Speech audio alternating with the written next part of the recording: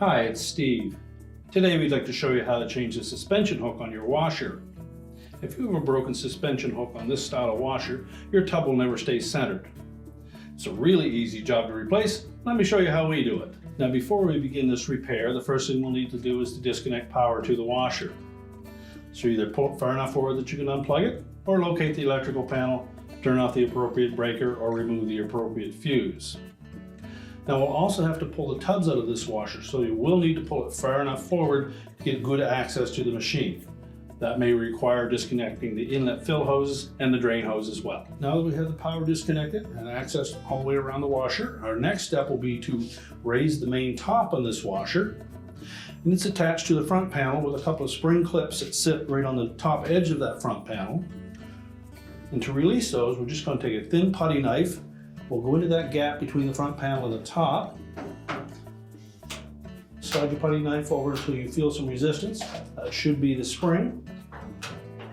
Just push the putty knife up against that till you feel move.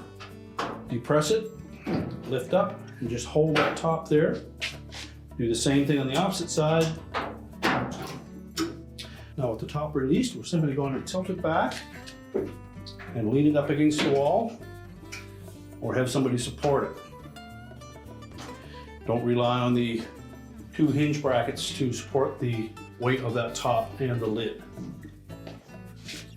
Now next we're going to remove two 5/16 hex head screws that secure the front panel to the cabinet. And then just let that panel tilt towards you and lift it off of the two support hooks on the bottom of the base frame. And then just set it aside. Now next we'll need to remove the agitator. To do that, we'll start by just taking the fabric dispenser cap off of the top of the agitator if your model has one. Simply grasp it, tilt it, pull it. It's just a friction fit and it will come right off. Now next we'll need to remove the agitator. It is held in place with a 1/2 inch bolt that goes down through onto the agitator shaft of the transmission. So using a 1/2 inch socket, an extension and a ratchet, we'll go down through the center of the barrel of that agitator, loosen that bolt, and then just reach into the tub, grasp the outside skirt of the agitator and lift the whole assembly up out of the tub. Or lift up on the base of the agitator and pull the whole unit up. And we'll just set that aside. Now our next step will be to remove the tub cover, and it's held to the outer tub with a series of tabs that go all the way around the perimeter of the outer tub. Now to release those, we're going to compress the tub cover against the outer tub. So put your hand inside until you feel the top lip of the inner basket, push down on the tub cover, and that will release the tension, and you can pull the tab away. Just do that all the way around the tub.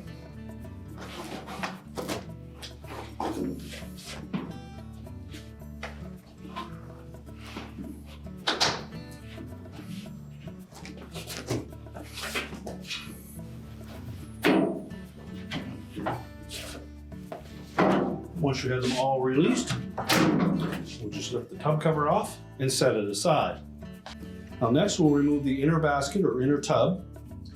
It's held to the mounting stem with 4 1/2 inch bolts. So we'll remove those. We'll use our ratchet again.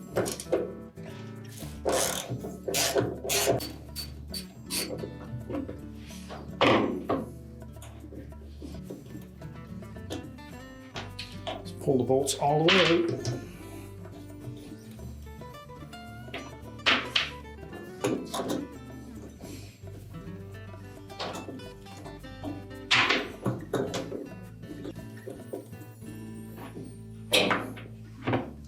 Next, we'll just grasp the top of that tub, rock it gently, break it free from the hub, and then lift it up and straight out of the washer. We'll set that aside. Now our next step is to remove the outer tub from that base assembly. There are 4 5/16 hex head screws inside the outer tub that we need to remove. And there are also screws around the perimeter at the outside bottom of the tub that need to be removed as well. So we'll just go ahead and remove those 4 screws.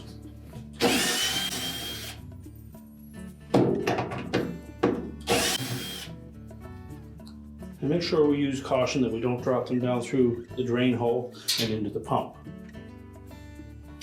Now that we have the inner screws removed, we'll need to go to the outside of the tub and remove those as well. Now around the base of this outer tub, you note that there are 6 areas where it's notched out, and in the center of those is a 3/8 bolt that secures that outer tub to the top metal portion of the tub support. So we need to remove all of those bolts. There are 3 across the front, and there are 3 across the back. You'll need to tilt the tub slightly forward and access those from up above.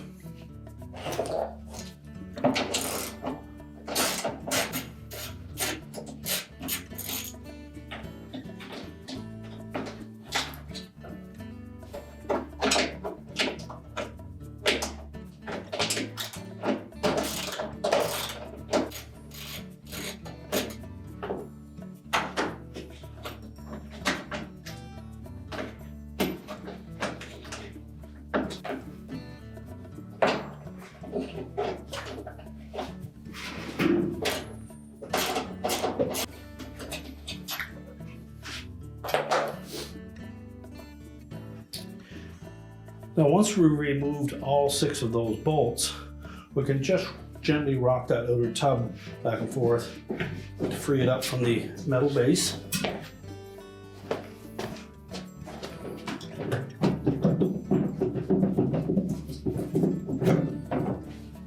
Then just lift upward on it.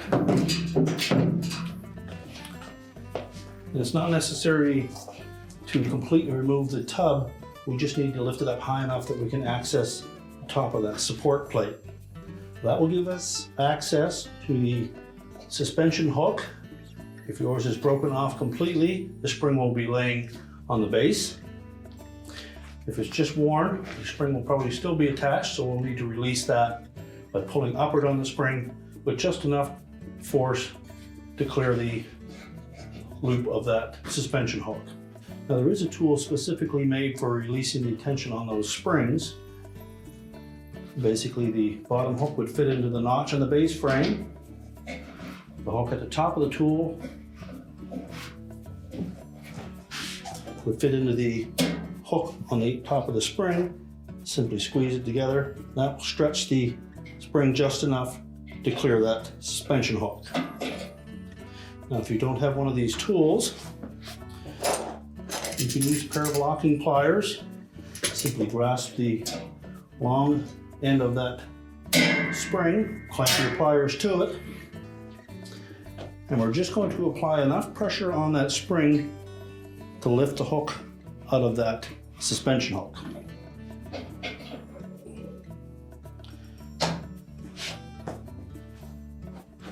At this point, we can tilt that suspension hook back towards the center, pull it out through the opening and discard it. Now to install the new suspension hook, we're going to insert it from behind, rotate it around, and then we're going to make sure that the little bend in the end of that hook fits into the detent on the top of that suspension plate. That should hang just like that. Now we'll carefully stretch that spring and reattach it. What we want to make sure is that the hook at the bottom of that spring is pushing up through the base. If it isn't, there's too much pressure on that one spring. So take note of that when you're installing it.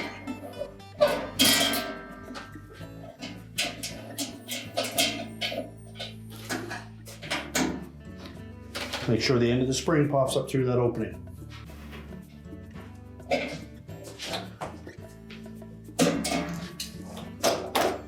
Hook it onto the suspension hook. And now we can carefully position the outer tub back down onto the base, making sure that we line up the holes with the outer rim of that tub support, as well as the 4 holes on the inside of the tub. Make sure it's seated firmly, and it's best to install the 4 bolts on the inside of the tub first, and then put the ones around the perimeter afterwards. Now that we're ready to position that outer tub back onto the center hub, what we need to do first is to make sure that this gasket that fits between the outer tub and the top of that transmission is lined up over the individual bolt holes. You may need to twist the tub slightly to fit it around these rounded shoulders on that center hub. And once it's down far enough, you can line it back up with the holes.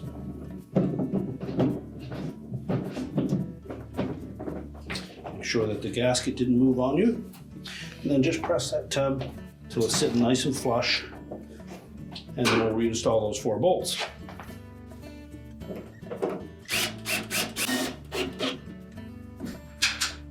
You'll note that these bolts have a little shoulder on them that helps line up the holes. Make sure they're all nice and secure. Then we'll go ahead and put the bolts in around the outside perimeter of that outer tub. Now that we have the 4 bolts installed on the inside of the tub, we can go ahead and put the ones around the perimeter on the outside.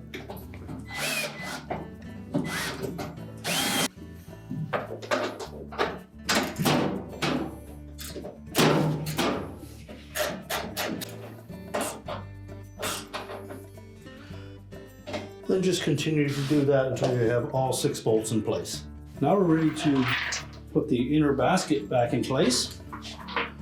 So we'll lower it over top of that agitator shaft, and then we need to line up these 4 bolt holes and just rock that inner basket until it's sitting flush on top of that hub. And we'll just thread these shoulder bolts in part way. Make sure that they all line up first.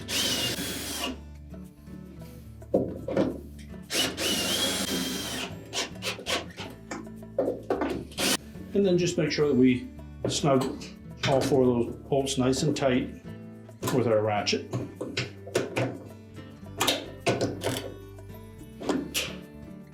Now we can put the tub cover back in place. And you'll note with that tub cover that we have 1 large tab that fits towards the front of the tub. So we want to make sure that we have all of our tabs outside of the outer tub before we snap any in place.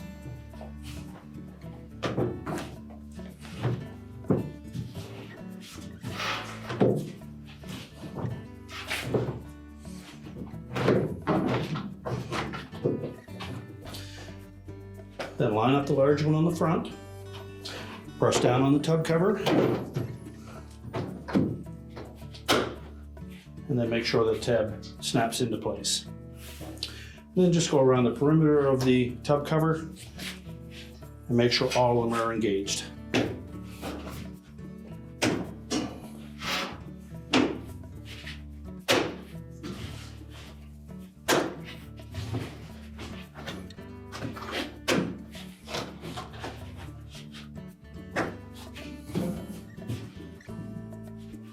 Now we can put the agitator back in. Simply set it over the agitator shaft. Let the spines line up. It should go just about to the bottom of the tub. Now if your model used the auger style agitator, it probably separated when you took it out. So we need to just make sure that these slots line up with the fins on the agitator base, but we also need to make sure that the bolt is firmly into place. And the easiest way to do that is to set the bolt in the socket on top of your extension, fit it up through the opening in the auger until it lines up in the hole. Then while keeping some pressure on it, we'll line up that auger at the agitator base, and then we can begin to thread that bolt into the agitator shaft. Use your ratchet to tighten it in place. And then we can put the fabric softener dispenser cover on. So just snap it into place. Next, we'll put our front panel on if you've removed yours. And we just want to make sure that we line up the slotted openings in the bottom of that front panel with the two clips that are secured to the base of the washer. Now as we tilt that front panel up, we need to make sure that we line up those locating pins with the slotted holes on the lip of that front panel.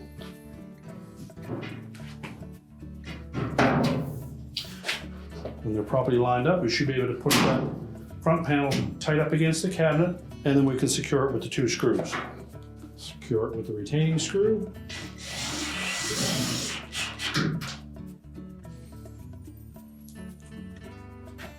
Do the same on the opposite side. And now we're ready to lower our main top down. And we again want to make sure that we line up these locating pins with corresponding holes in the bottom of the main top so that we can clip it over these spring clips. Now that we have the front panel secured, we're going to lower that top down onto the spring clips. Make sure it engages both sides. And now we're ready to push the washer back into position. Now with the washer back in position, we're ready to reconnect the power, and your repair is complete.